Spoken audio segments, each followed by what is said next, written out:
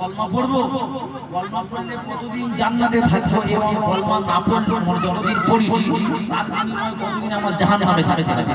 এই কথা বুঝতে পারছেন? চালাক লোক তো জানে রাসূলের মুখ দিয়ে যদি কোনো কথা বেরিয়ে যায় সেটা হলো হাদিস। জোরে বলে সুবহানাল্লাহ, আর জোরে বলে সুবহানাল্লাহ।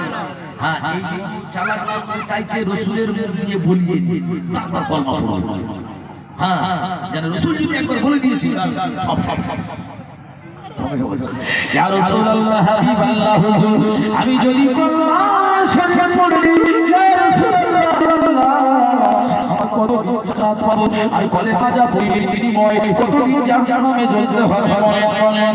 ইয়া রাসূলুল্লাহ হাবিবাল্লাহ এই কথা বলার পরে রাসূল আমার জানিয়ে দেয়,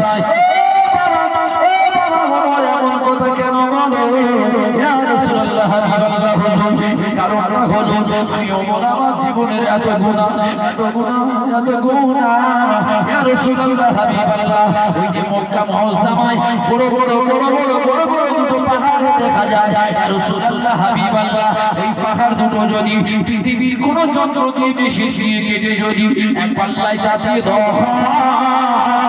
অপর পাল্লায় যদি আমি ওমর আমার জীবনের গুনাহ যদি চাপিয়ে দেওয়া হয় ইয়া রাসূলুল্লাহ ইয়া হাবিবাল্লাহ, আমার জীবনের গুনার পাল্লা ভারী হয়ে যাবে। এক পাল্লা যদি পাহাড় কেটে চাপিয়ে দেওয়া হয়, বড় বড় কাঠগুলো পাহাড়, অপর পাল্লায় আমি ওমর আমার জীবনের গুনাহ যদি চাপিয়ে দেওয়া হয়, আমার গুনার পাল্লা থাকে না।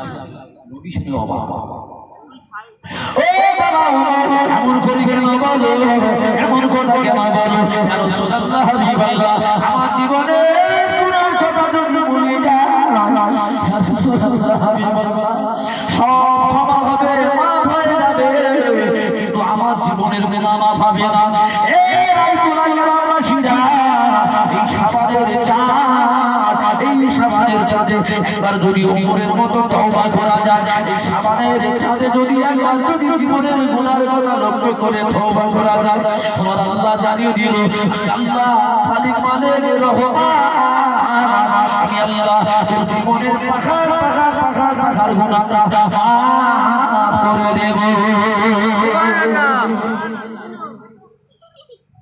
ইয়া রাসূলুল্লাহ, বড় বড় পাহাড় যদি পাল্লায় চাপানো হয় তখন গুনার পাল্লা ছুটে যাবে। ও রাইতুল্লাহ গ্রামবাসীরা এই কথা শোনার পরে আল্লাহর নবী দুনিয়ার বাদশা রাসূল আমার জানিয়ে দেয়, এমন কি গুনাহ করো বাবা ইয়া রাসূলুল্লাহ হাবিবাল্লাহ।